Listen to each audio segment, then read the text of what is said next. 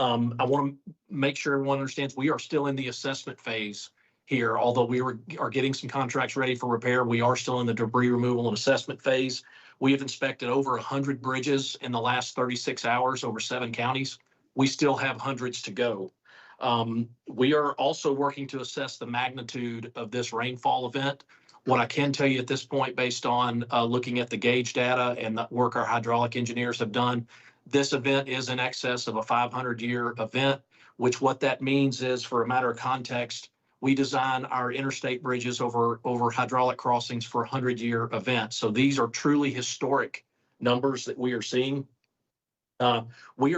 The repair contracts that we are working on right now, we are taking a prioritized approach, with the thought being our main focus is reconnecting the communities that have been severed by the fact that our system and local roads are impacted. So that is the level of priority we are going to put on those repair contracts getting put on the street.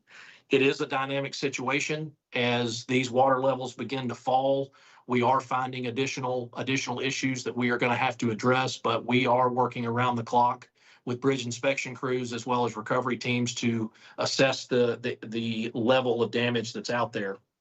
We are also working closely, as I mentioned, with those local emergency management associations, as well as TEMA on the state level. Want to thank TEMA and the National Guard, and frankly all of the local first responders for working with us. We'll continue to do that as needed. In addition to the human assets that we have on the ground, we've also deployed, we're going to use some of our TDOT fleet of planes to get aerial photography to help assist in this, as well as the use of drone technology to be able to do assessments. Right now, where we are, we have 27 sections of TDOT, the TDOT system roadway sections that are closed. 14 state bridges closed. 5 of those are completely gone. We're still assessing the local bridges. Those have been impacted as well. We have, to this point, done a lot of pre-clearing and debris removal that will continue to be ongoing. One of the things I want to mention in terms of the severity of this rainfall event, it's been talked about and reported out there at this point that there were over 1.2 million gallons per second of water coming over the Nolichucky Dam at one point in this storm. As a matter of context, the peak daily flow for Niagara Falls is right at 700,000 gallons per second. So we are almost double in this event what is the peak flow for Niagara Falls. So that gives you a sense of how large of a rainfall event that we're looking at dealing with here. So just to give you a quick idea of some of the level of priority, obviously we are focused on our interstates, but our other state routes and local routes as well.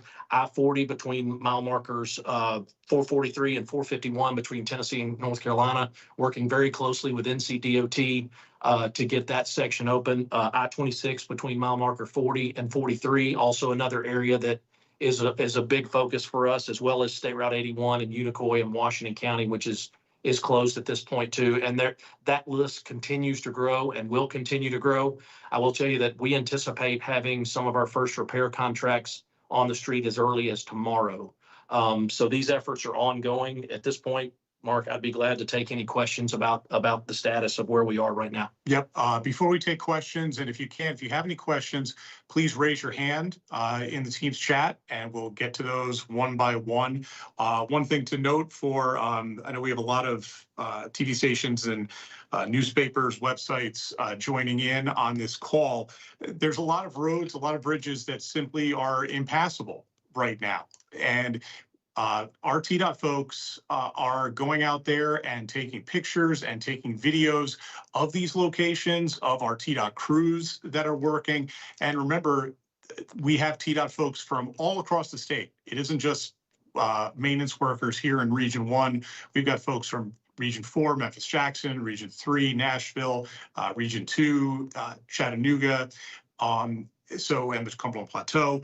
So we have folks from all across the state that are doing their part to try to get these roadways open as quickly and, most importantly, as safely as possible. So all of those materials, pictures and videos, we're going to have accessible at our TDOT newsroom and also on our social media sites. Right, and I'd like to encourage everyone, I should have mentioned, make sure you look at our SmartWay app. If you have the ability to get connectivity, our closures are updated on there. So if you have questions about route connectivity or things that are closed, please check our SmartWay app. We're keeping that up to date in real time as well. Yep, that's accessible at smartway.tn.gov. Obviously, don't use that when you're behind the wheel, but it's a terrific resource for folks to use. And our TDOT social media channels on Twitter, that's at myTDOT. We're also on Instagram, on Facebook as well. So make sure you check out those channels. My Twitter feed specifically, which is MARK and then NAGI TDOT. So that's at Mark Nagy TDOT. We're putting tons of videos and video and pictures on there. Also, we've got interviews with our TDOT folks. Those are going to be accessible over the next day or so. So you can use those for your purposes as well. Anything that we share on any of our social media sites is available for use by any media outlet. We just ask for a TDOT courtesy if that's something that you can do. So it's going to be a long process, and we will be here throughout to do everything that we can to get this thing documented and most importantly, to get these roadways and bridges open as quickly as possible. So with that said, if we have any questions, again, please raise your hand in the chat and we will get to you one by one. So just hang on for a second. Yep, I am looking through and I do not see any hands raised. Oh, here, I've got one right here. Arena, go ahead if you want to unmute yourself. I have you here that you should be able to speak. Thank you. Am I audible? Sorry. Not a problem. And if you could identify what station you're with as well, please, if you don't mind. For sure. I'm with Knox News. Thank you for providing this information. Could you speak a little bit more into how you're prioritizing kind of those rural roads versus some of the bigger highways that were hit? What's the criteria for how things will be fixed? Yeah, as I said, it's at this point, it's really about priority. The priority is really driven by the connectivity. We're looking at not just the state system, even though that's obviously our primary responsibility. We are working with those locals to make sure that, you know, if a repair that is required on the interstate is much more involved than one to a local road, we want to be able to get those local roads open so that emergency vehicles, things to support those communities have access to those facilities. So we're taking a holistic approach here to make sure that those communities are not cut off. So it really is a case-by-case basis. Jay, I see your hand is raised. If you want to go ahead and unmute, I have you ready to go.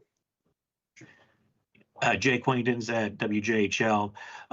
So with I-26 closure, do you have a time frame for reopening it or repairing it? And then, or is there also in the meantime, is there a way to get access maybe around where the closure is until complete repairs can be made? So we do not have a time frame at this point. That is actually what myself and many of our staff are upstairs working on right now, trying to evaluate that the contract limits as far as what we feel like we can get done in a very short period of time. We will have more information about that as it becomes available. But I want to again stress that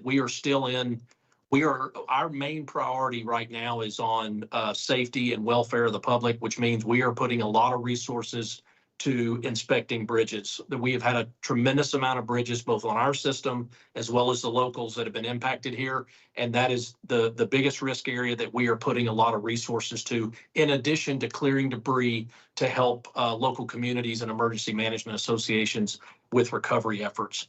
We will have more information as it becomes available on time frame, but I would say these are some significant impacts to these facilities. Our infrastructure has really taken a hit in the East Tennessee area as a result of these floods. Conservative with it, but there's really no area to bail here.